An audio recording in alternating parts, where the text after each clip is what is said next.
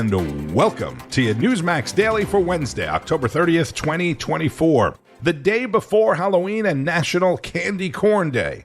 I say the same thing every year, but I feel like Candy Corn Day should be the day after Halloween, after we get all of the candy.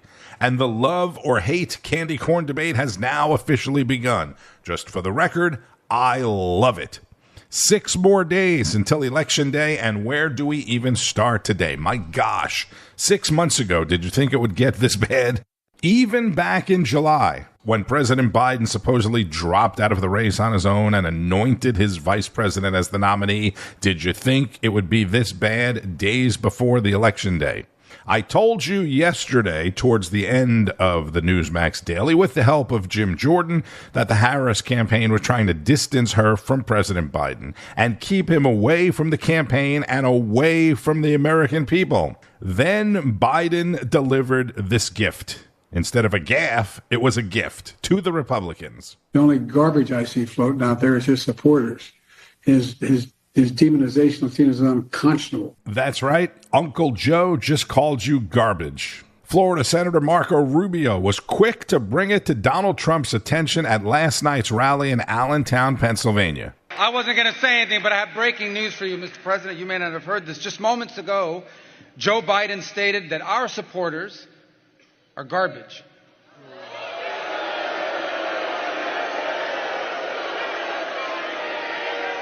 Are garbage. He's talking about the Border Patrol. He's talking about nurses. He's talking about teachers. He's talking about everyday Americans who love their country and want to dream big again and support you, Mr. President. And I hope their campaign is about to apologize for what Joe Biden just said. We are not garbage. We are patriots who love America. And thank you for running, Mr. President.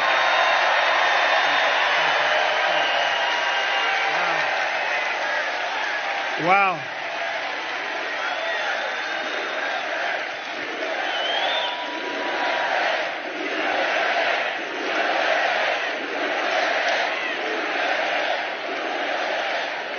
That's terrible. That's what it says. That's what it says.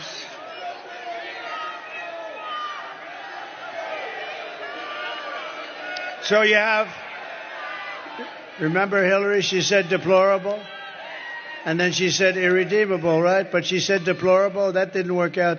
Garbage, I think, is worse, right? But he doesn't know. You have to please forgive him. Please forgive him, for he not knoweth what he said.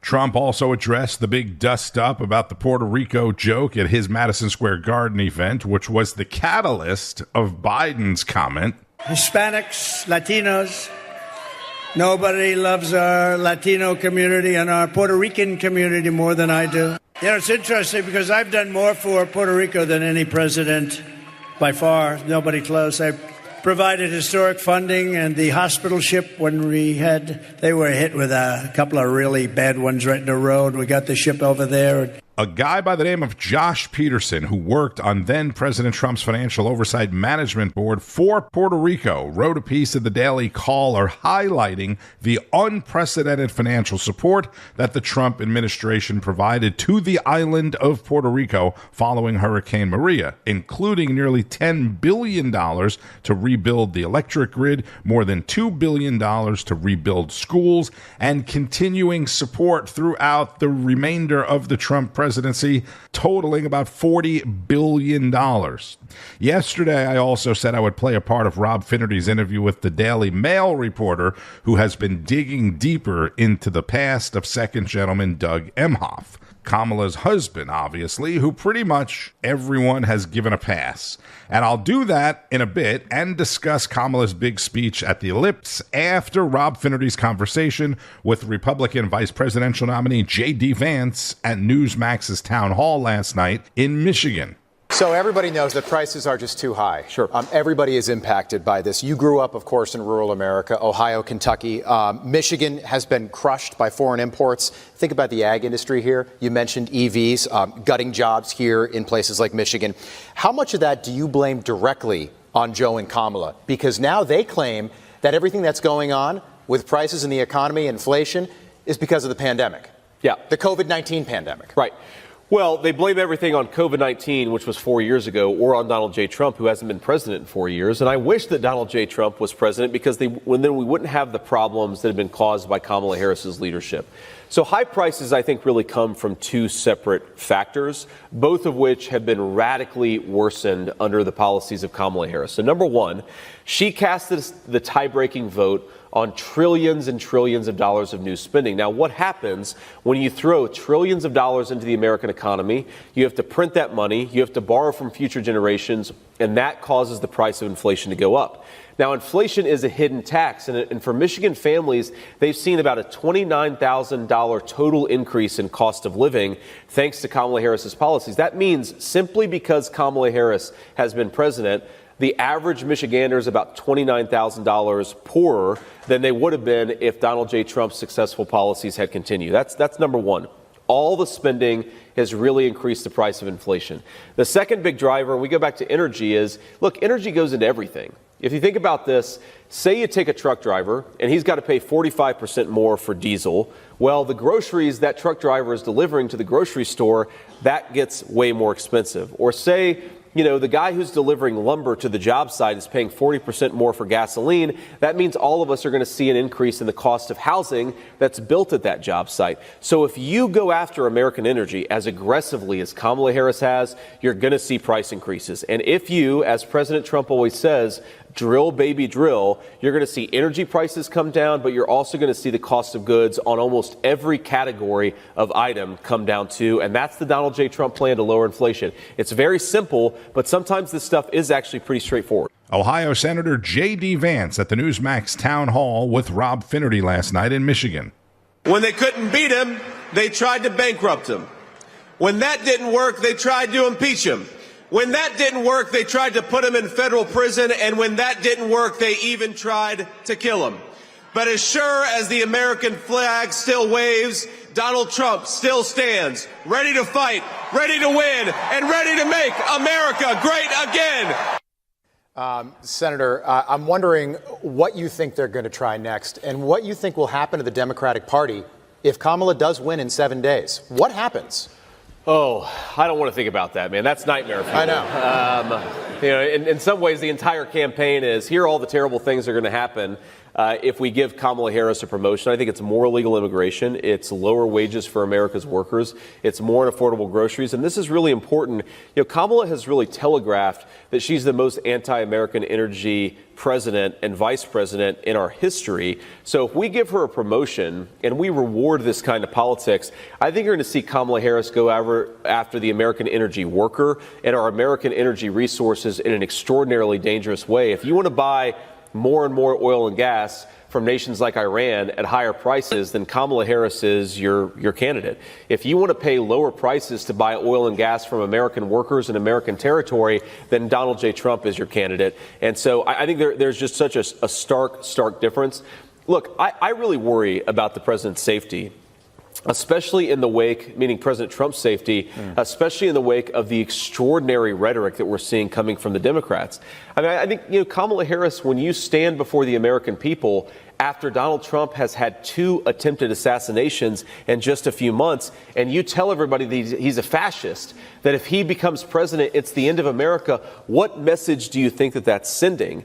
And so I don't even mean for the interest of the American people or for the interest of my friend Donald J. Trump. I mean for this guy as a father and a grandfather, cut out the crazy rhetoric and make this campaign about the issues. Yeah. Senator, prices. Republican Vice Presidential nominee Senator J.D. Vance discussing Kamala Harris's running mate. I have a lot to get to today again, and I've heard from some people that have been listening to the Newsmax Daily for a while, and you guys love the fact that it's usually 20, 25 minutes, just enough time for your drive, whatever it is. I'll get back to doing that after the election. I apologize if some of these have been a little bit long for your schedule. But as promised, the night before last, Rob Finnerty had a segment about the Democrats and the media not acknowledging the woman that's accusing Doug Emhoff of slapping her so hard that she spun around. Her name has not been publicly released, so Rob is referring to her as Jane. There's too much of toxicity masculine toxicity out there, and we've kind of confused what it means to be a man.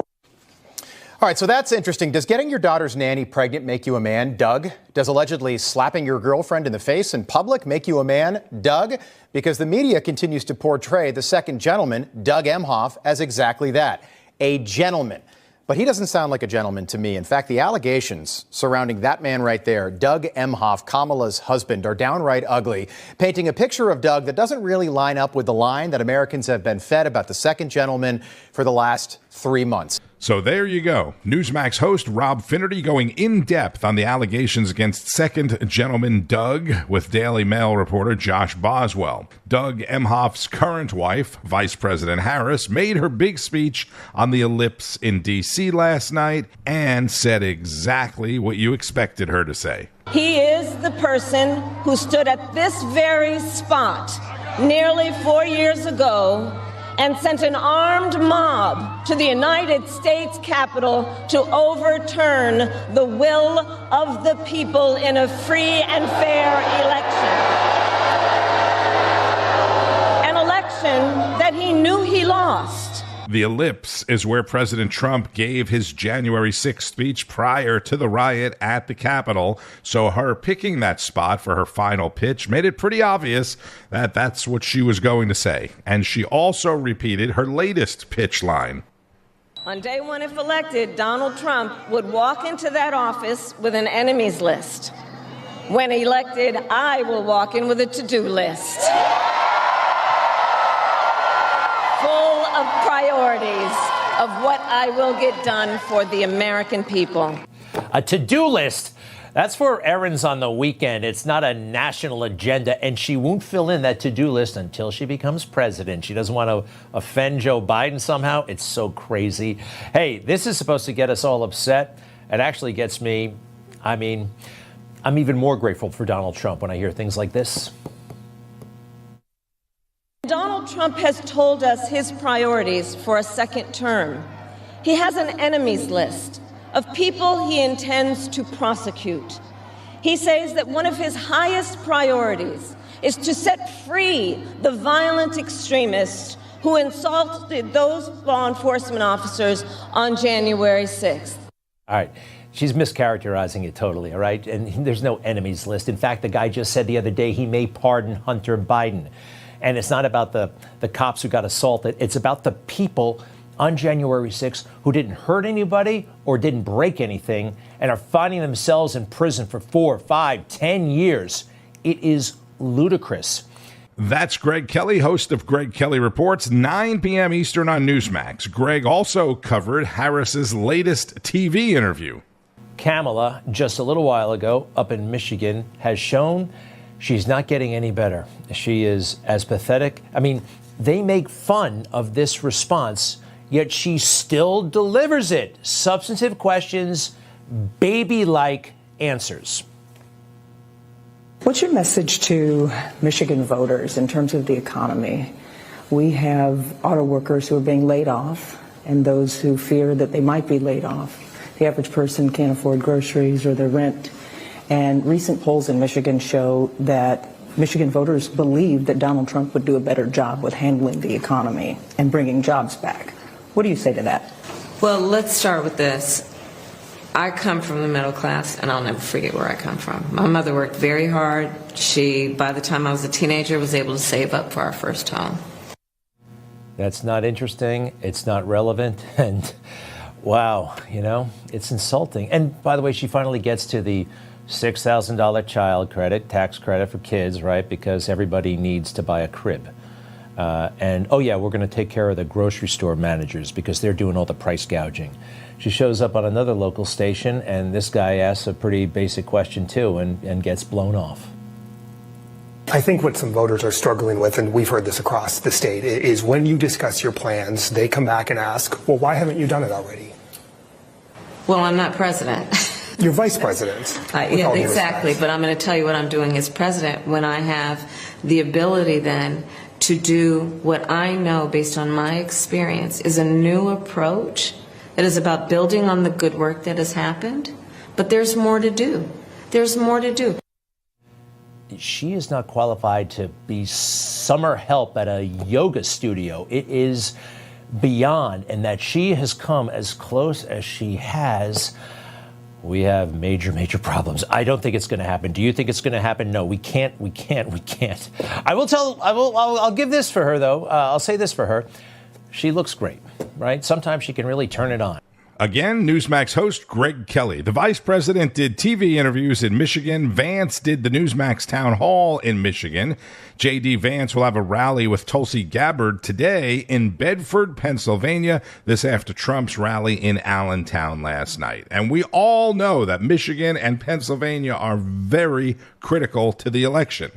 Pennsylvania Representative Scott Perry spoke about the race for the White House with our Bianca De La Garza. Elon Musk had sort of had this offer to give out money to get people energized, especially in Pennsylvania.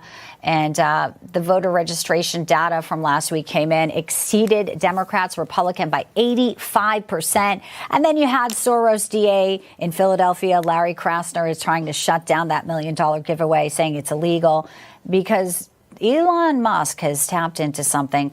And unlike all the billionaires like Soros, he also has his own billions, and he's putting it behind Trump. Well, the problem is Elon thinks he lives in a free country called America where he can give his money away. And the DA, Krasner, instead of focusing on $1 million giveaway that most people would love to receive, should focus on the rampant crime that is occurring in his city that he's allowing to occur, allowing criminals to run around the streets, killing people, murdering them, rob them, steal their cars. That's what he should be focused on, not a guy that wants to give away millions of dollars to people that want to, be in their democracy and participate, right? Yeah, it's so upside down. Pennsylvania, Allentown, a majority Latino population. And Donald Trump's there tonight. The left has sort of been trying to mar all the positive speeches that happened at Madison Square Garden, picking on this one incel comment. What do you make of this? Do you think that they are going to actually be successful in a town like Allentown to try and smear Donald Trump? Or is this already, a baked in that people who are with him, and it's all about the ground game now 7 days away, not so much convincing undecideds in Pennsylvania? Well, Bianca, certainly the people that are with Trump are with him. But here's the real news. The Harris campaign is in free fall, and they're desperately clinging to anything, trying to make any actual news. They can't talk about what they've done. They can't talk about what they'll do. And so all they have left is to criticize their opponents. Everybody gets it. Nobody cares what she says anymore. We've heard enough. There's nothing new, and President Trump is going to win Allentown, and he's going to win Pennsylvania, and he's going to be the next president of the United States. And, of course, they're panicking, and you're seeing the signs of desperation. I know tonight we have just about 20 seconds. She'll talk about J6, but there is an economist model that is just coming in, and it's new. It says Trump win probability reaches its highest level since August. So they're doing some math and they're crunching some numbers. So when she goes into the ellipse tonight and tries to evoke some type of emotional feeling with January 6th, how do you think that will land? And is that going to be just another sign that her policies are so weak that she can only attack Trump and not provide any hope for the future?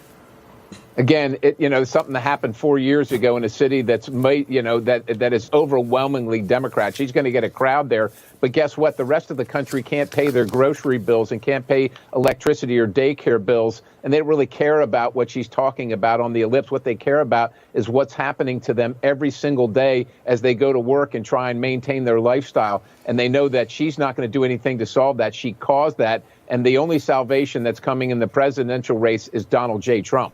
That's Republican Congressman Scott Perry of the Keystone State's 10th Congressional District on Newsline with Bianca De La Garza. Pennsylvania Governor, the beloved Democrat Josh Shapiro, quickly went on CNN last night to distance himself from President Biden's garbage comment. Governor, first off, just what's your response to that comment from President Biden, where it sounds like he's calling Trump supporters their garbage? Yeah, look, I had not heard that until now, Caitlin, so I'm kind of giving you my fresh reaction to it. I would never insult the good people of Pennsylvania or any Americans, even if they chose to support a candidate that I didn't support.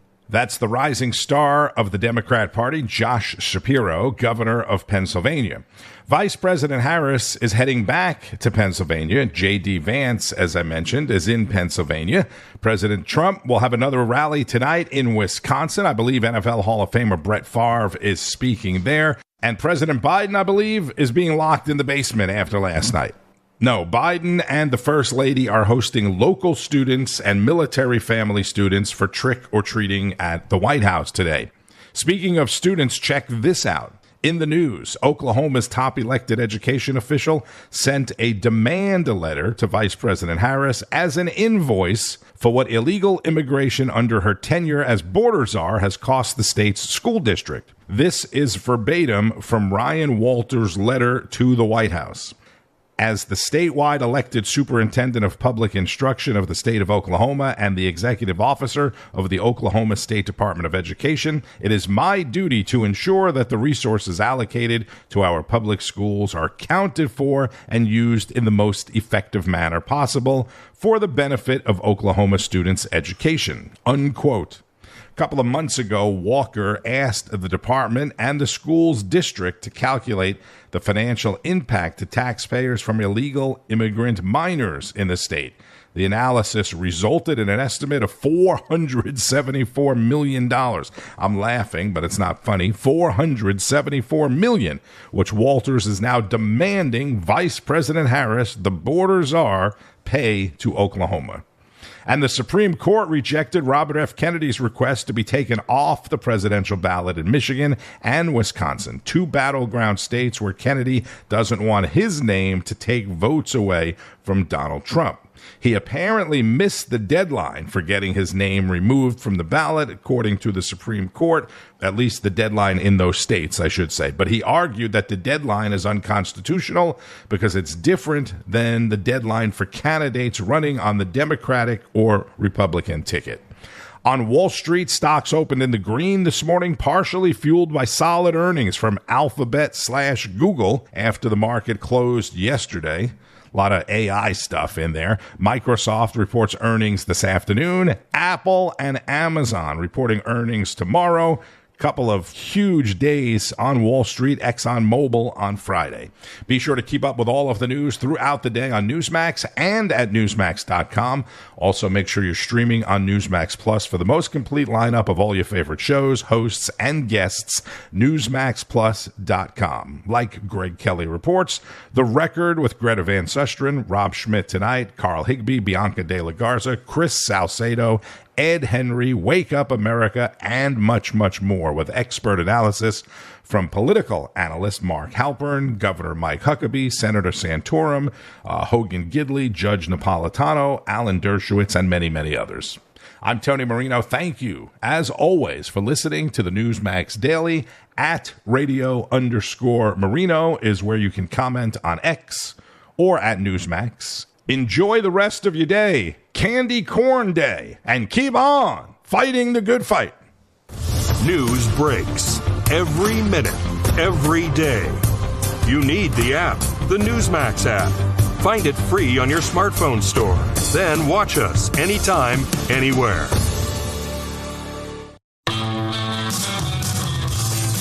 It's Jerry Callahan from The Callahan Show. You can listen to us every day. We react to the latest news, politics, sports, and all the madness in the world. I'll give you my opinion with a little edge, a little attitude. I'm an unapologetic right-winger, trapped behind enemy lines in deep blue Boston, so I'm used to taking on the mainstream media mob. You can hear us anywhere you get your podcast, or you can listen every day at newsmax.com/listen.